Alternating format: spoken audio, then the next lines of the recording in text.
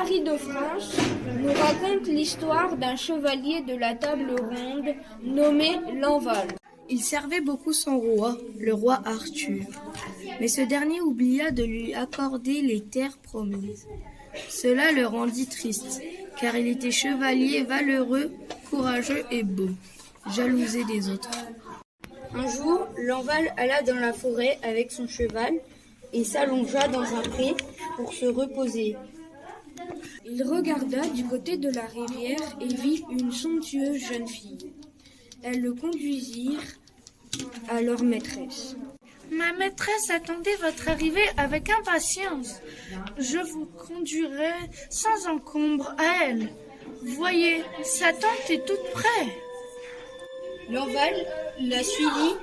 Ils arrivèrent à leur tente majestueuse et luxueuse. La jeune femme était d'une beauté incroyable. Elle lui déclara sa flamme. « Mon cher ami, c'est pour vous que j'ai quitté ma terre. Je suis venu de loin vous chercher. Je vous aime plus que tout. Belle, si votre désir était de vouloir m'aimer, si un tel bonheur m'arrivait, je ferais tout ce qui serait en mon pouvoir, que ce soit folie ou sagesse. J'obéirai à vos ordres. Pour vous, je renoncerai au monde. Je ne veux plus jamais vous quitter et ne désire rien d'autre que de rester auprès de vous. » À partir de maintenant, tous les souhaits de Lanval seraient exaucés, à la seule condition de ne jamais révéler leur amour secret. Vous devez partir maintenant. Nous pourrons nous revoir dans des endroits discrets et vous serez le seul à me voir. Lanval ne croyait pas à ce qui lui arrivait. Il était devenu riche et aussi très généreux. La même année, après la fête de Saint-Jean, une trentaine de chevaliers partirent se divertir dans un jardin au pied de la tour de la reine. Nous avons mal agi envers notre compagnon Lanval. Nous ne l'avons pas emmené avec nous. Gauvin fit demi-tour et Lanval se laissa convaincre de les suivre dans le jardin. Mais Lanval pensait à sa bien-aimée. La reine, présente, s'approcha de lui et lui dévoila à son tour ses sentiments. « Vous avez déjà montré mon estime et ma considération. Lanval, je vous aime. Je ne peux pas briser ma fidélité envers mon roi. Jamais je ne trahirai mon seigneur. Vous semblez préférer les beaux jeunes hommes pour vous distraire. J'aime et je suis aimé d'une autre femme, bien plus belle et généreuse que vous. » Regretta ces paroles, mais la reine se sentit furieuse et humiliée et réclama justice au roi. « Je le ferai brûler ou prendre.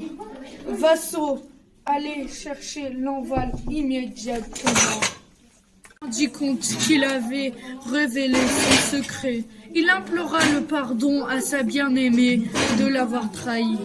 Lanval se rendit à la cour du roi où il allait être jugé. « Vassal, vous m'avez trahi et déshonoré. Vous avez insulté la reine. Il n'en est rien, monseigneur. Je n'ai pas fait d'avance à la reine. Je reconnais toutefois m'être vanté de ma liaison. Mais je suis dans le désespoir aujourd'hui. J'ai perdu mon amour aussi, vous pouvez me juger. » Le procès eut lieu. Lanval fut soutenu par les chevaliers de la table ronde. Mais le seul moyen de prouver son innocence était de faire venir son amante. Soudain, une jeune femme fit son arrivée. Mais malheureusement, Lanval avoua qu'il ignorait qui elle était.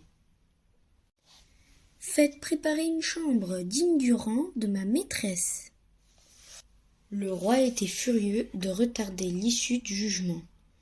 Mais tout le monde pensait alors que Lanval était sauvé après l'arrivée d'une nouvelle jeune femme. Son amante était forcément elle.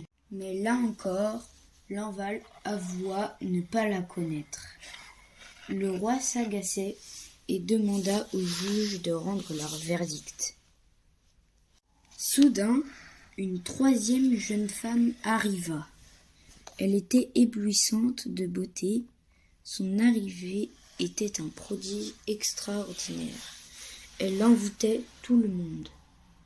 C'est elle, ma bien-aimée, mon amante. Peu m'importe de mourir maintenant. Si elle refuse d'avoir pitié de moi, je suis heureux de l'avoir revue une dernière fois. Monseigneur, Lanval dit vrai. Je l'ai aimée, et c'est bien la reine qui est en tort. Il faut libérer Lanval. Les juges, à l'unanimité, mirent hors de cause Lanval qui fut libéré. La jeune femme et Lanval quittèrent la cour pour rejoindre une île appelée Avalon, et plus personne n'entendit jamais reparler d'eux.